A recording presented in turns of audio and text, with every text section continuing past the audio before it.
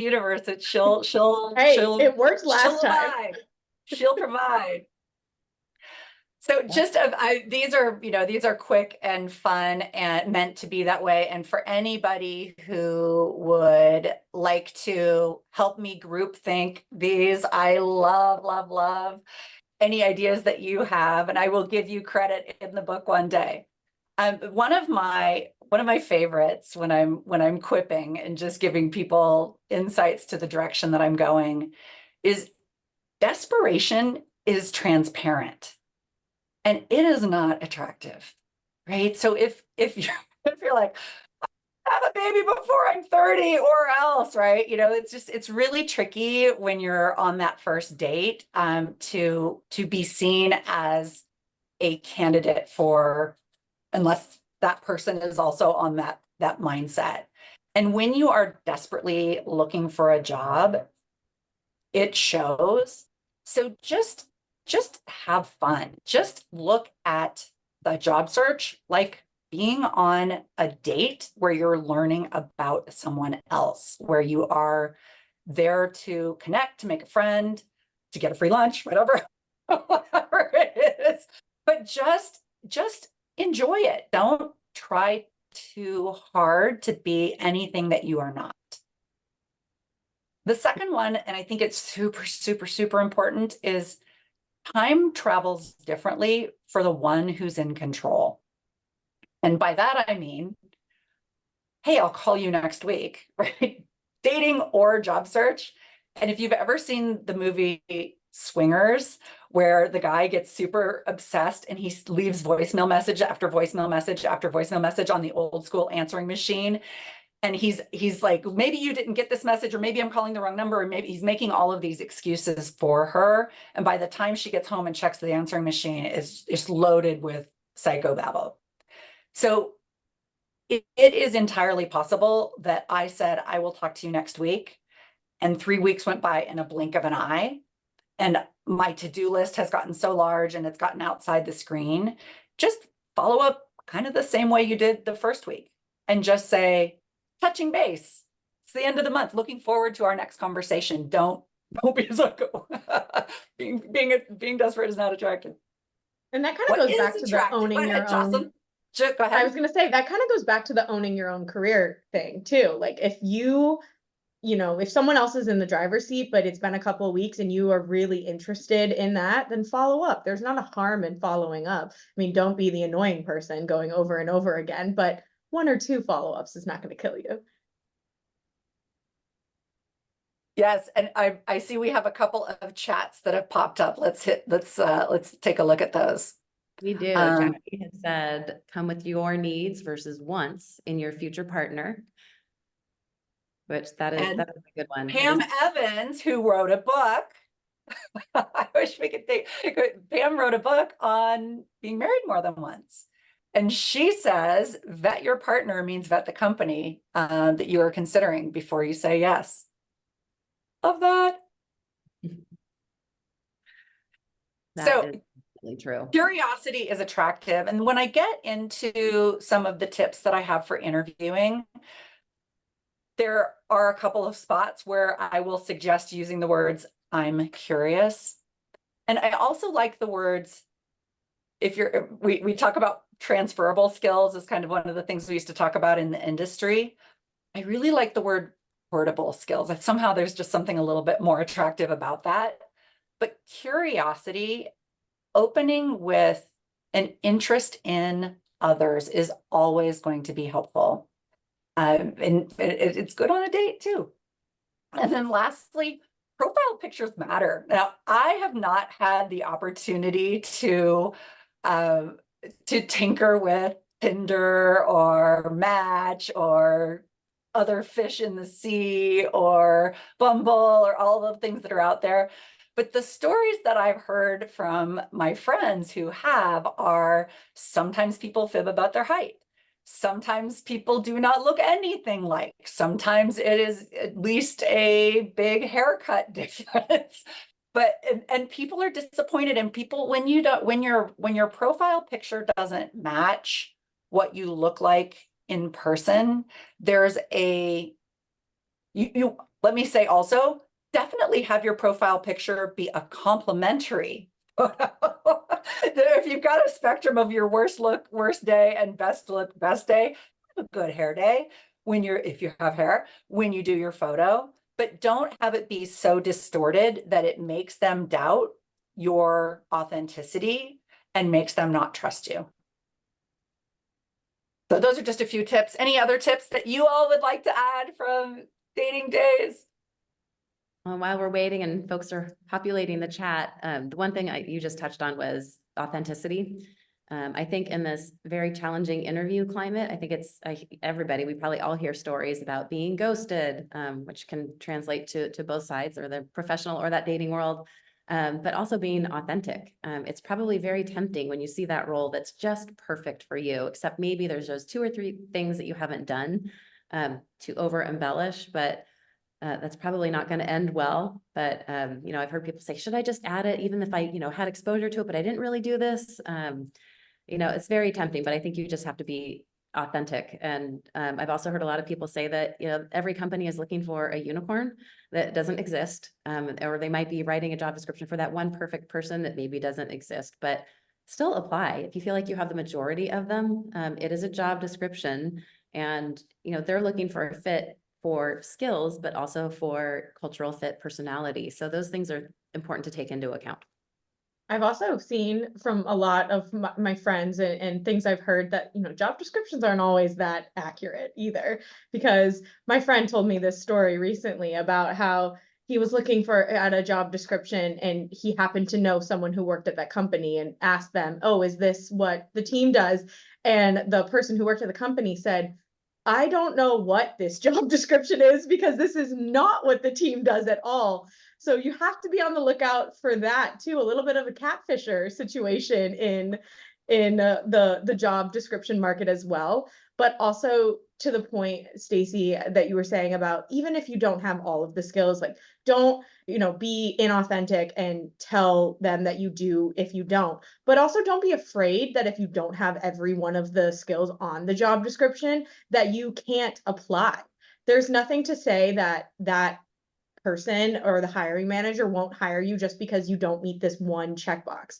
And I feel like this is a very epidemic in our culture, especially with the imposter syndrome, that people will see a job description and not go for it because there's one thing that doesn't meet their criteria. And so, you know, as we continue to move forward, we need to get out of that mindset of this is 100% the truth. If you are a good match for that company, it cannot hurt having a conversation if you feel like you would do that job well. 100%. Looking back at the book Lean in Sheryl Sandberg, she talks about how you know, there are 10 things that they're looking for in this person that fits the job. And I hesitate to be gender specific, but perhaps a woman might say, oh, I only have 8. And perhaps a gentleman might say, sweet, I got 8. That's 80%. That's a B, right? So we want to make sure that we don't take ourselves out of the running. You don't have to, again, don't mischaracterize yourself, but recognize that your superpowers are your strengths, and that's what they're looking for. And Jackie had a good comment in the chat about don't be scared to apply if you only meet 50% of the requirements. Don't lie, but remember skills transfer in more than one way. So true. And David Sandal, thank you for crediting Sid Van Wyck with looking for a 5-legged sheep. I had not heard that one before. That is a good one as well. Okay, well, if you come up with more, we would love to hear them. This is fun, but let's move on to those 5 key interview tips. Naomi. Sure. So for any of you who are actively interviewing or who might have opportunities to grow within your briefing programs, I do have, these are the 5 interviewing tips that I give anybody that I coach in career management. My youngest brother is 20 years younger than me, and he said, Noam, since you gave me my 5 tips, I am undefeated at interviewing. He has not interviewed for a job that he hasn't been offered since I coached him through this. So I'll go through these. I think we've got, oh gosh, we've got just barely even 10 minutes. So I'll go through them fairly quickly. Ask the first question. There's a moment when you are interviewing, whether it's in person or virtually, where you shift from rapport building to they pull the chain on the naked light bulb and they give it a tap and it starts to swing slowly over your head and the interrogation begins. And the question that they ask you is, tell me about yourself. And for some strange reason, that can get awkward. For some of us have a tendency to talk too much or ramble or we're not prepared for that question. There's a really, really, really masterful way of changing the interview experience by asking the first question. You know, when they tap the paper on the table and they're about to reach for the light bulb, what you do is you say, what are you looking for? Paint me a picture of the perfect person for this role. What do you need? Why are you looking? Start asking those questions because it immediately changes the experience of the interview for both you and the interviewer to a dialogue rather than an interrogation where you're answering the question and then saying, how did I do? Did I get it right? Because you are curious about what they need. And the backstory on that comes from going snowboarding with a woman who was dating my brother over 20 years ago. The two of us got on the chairlift and there was a single that jumped on the chairlift too. He was so handsome and I am so extroverted and I was completely frozen. He was that handsome. Malia leans across and says, what's the worst date you ever went on? And the guy regaled us with a funny story, snowboarded with us for the rest of the day, bought us dinner at the most expensive restaurant in Vail that evening, and went his way and we went ours.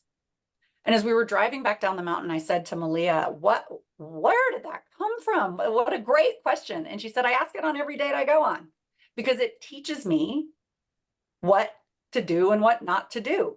Too much red lipstick, hair was straight the first 3 dates, then it showed up curly. Whatever it is that person doesn't like, just don't do that. But also what they're looking for in the role is what you can shape your storyline of tell me about yourself to map to what it is that they're trying to accomplish. And sometimes they'll say, did you have any trouble parking? Tell me about yourself before they reach for the line. But what you do is you just say, happy to.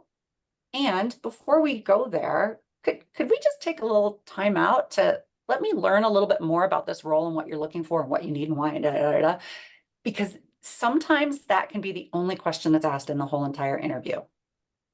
And that is the power of curiosity. Jackie just had a Second one. question as well. Real quick before we move on. She said, come with questions for them. I totally agree with that. I do always have questions. Show them that you're thinking strategically. I think that also reinforces you're curious about their company and that you're open-minded, shows you're collaborative, which no matter the role always is valuable. You can have the skills, but if you're crappy to work with, that's a hard hire to justify. And I think that also speaks to the cultural fit. That's equally as important, I think, as the skills. For sure. Thank Thank you, Jack. Judo move, the toughest question. So this one is if you're asked a question that you're just like, I don't know. Tell me about a time when you worked with somebody you didn't like. That's never happened to me. I've only worked for Mandel Communications and Vantage Partners. Everybody is fabulous. Or, you know, let me tell you what I did to that person that I didn't like very much. They're looking kind of for something else, or they're just asking a question because it's on their checklist. One of the things that you can do, and you can't overuse this response, but you can use it at least once. Keep it in your pocket. Don't use it before you need it. If you're asked a question, if you could be any animal, what would you be and why? You can pause. We like the power of the pause at Mandel Communications. Definitely look like you're considering the question and then say, I'm curious, why do you ask? Feels very provocative. It feels very edgy. It feels very dangerous, but you're going to learn something by asking it. And sometimes it's, I got a list of 15 questions. I'm supposed to ask 10, skip it. And didn't have to answer it. Or we work for somebody we don't like very much. So let's unpack that. How do you handle it?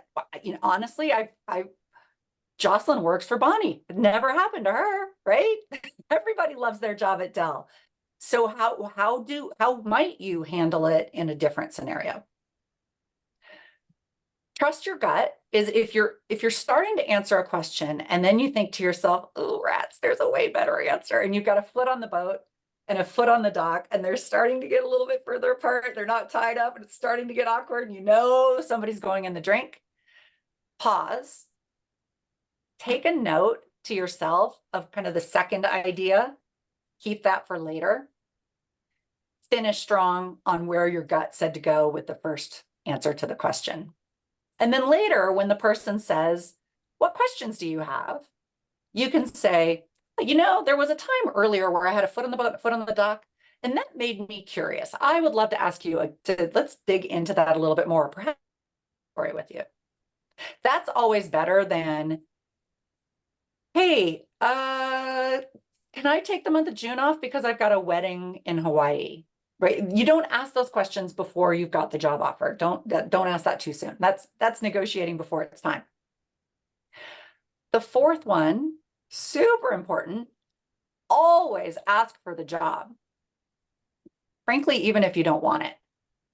Because it's up to, you can decide later once you have the offer and you're negotiating if it's a job you can't refuse. The way to ask for the job is very simple. Just say, I've thoroughly enjoyed this interview. I want to work with you. What are our next steps? And it puts the decision maker in a position to be able to safely answer that question. If they're kind of like, well, I'll talk to HR, and we've got several other people to interview. There may be different things that are next steps, but ask. Because if 20 people interview and 2 people ask for the job, they got a box checked that the person who didn't ask for the job did not. My last one is always follow up. And given the opportunity, if there's still a way to send an old school handwritten note, it's a really nice touch that a lot of people don't do anymore. In some cases, we have no idea where people are and we're all virtual. So there are some things that you can do, like when you see that there's a webinar that Nexus is doing, send them a link and say, this webinar made me think of you, or this article made me think of you. Just stay in touch, because sometimes even if you don't get the job, just like dating, you're still on a person's radar and you might get revisited later when timing's better for everyone. So those are my tips. Oh my gosh, we've only got 3 minutes left. Stacy, back to you.